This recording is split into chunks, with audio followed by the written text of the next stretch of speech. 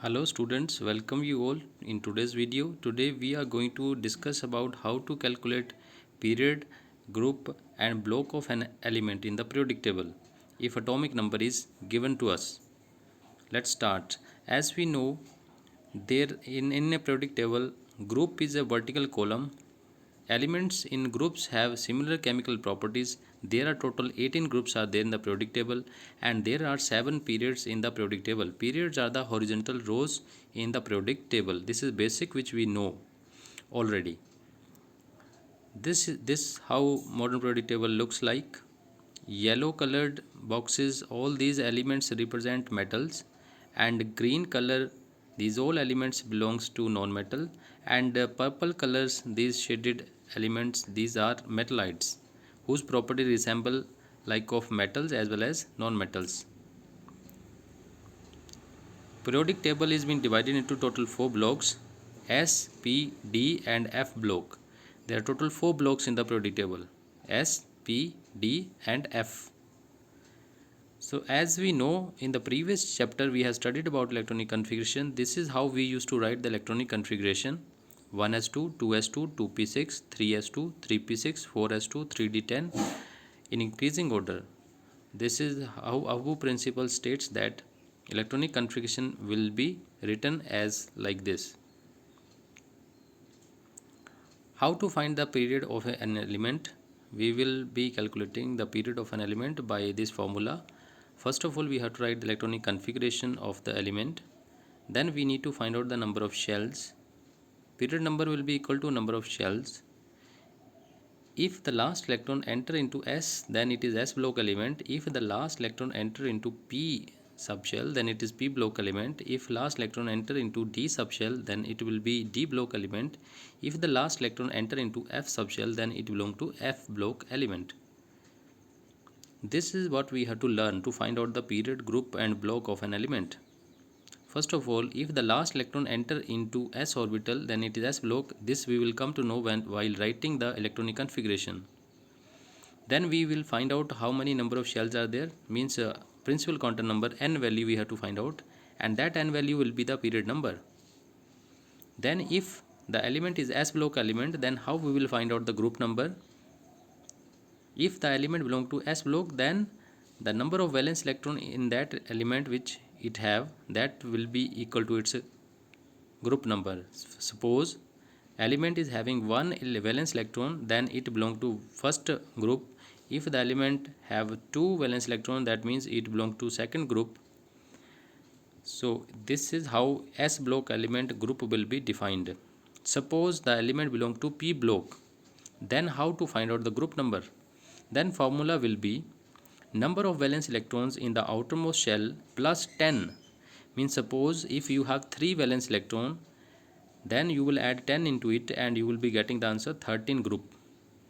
If the element belong to D block element, if the element will be of D block, then formula would be number of valence electron in the outermost shell plus number of electron in the penultimate shell.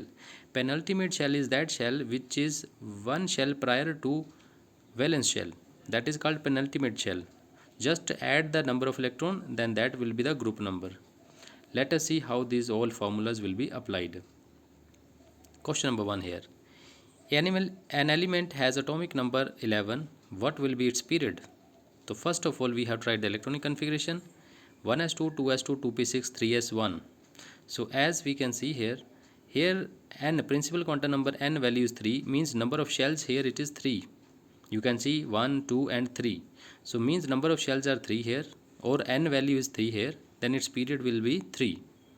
So this is what we have to learn. Period number is equal to number of shells occupied by the electrons.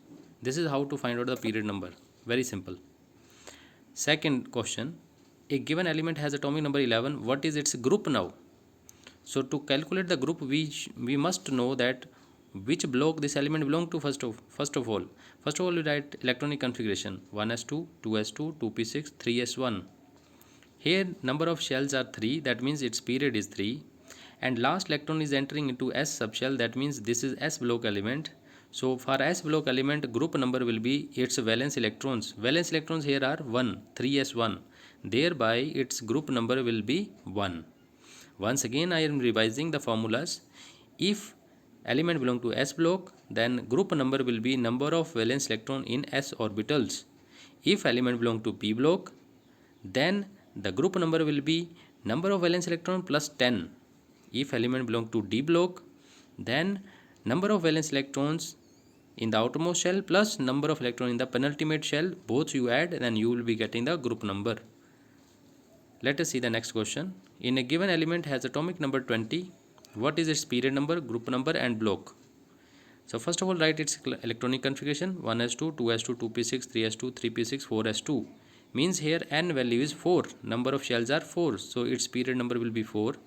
And last electron is entering into s subshell, thereby it belongs to s block, and its group number will be, because valence electrons are 2 here, that is 4s2, thereby its group number will be 2. Now question number 5. A given element has atomic number 15. What is its period, group and block? Hint, you have to write electronic configuration first. So your answer would be group number 15, block is P, and period number 3. This is how we came across the solution. So we have to write electronic configuration first: 1s2, 2s2, 2p6, 3s2, 3p3. Means here number of shells are 3, period number will be 3, and last electron is entering into p subshell, thereby this belong to p block. If the element belong to p block, then our group number will be defined by number of valence electrons plus 10. Number of valence electrons here are 3 plus 2, total 5 valence electrons are here, because you can see in the electronic configuration 3s2, 3p3. Means valence electrons are here 3 plus 2, 5 plus 10, 15th group it belong to. So children, you have to be very careful here. Valence electrons are not 3, it is 5, because it is 3s2, 3p3. So 3 is the shell here, and 3s, 3p, these are the subshells actually, s and p. So you have to add on these two and you will be getting balanced electrons, that is 3 plus 2, 5. Then that 5 electron you will add into 10 and you will be getting 15th group number.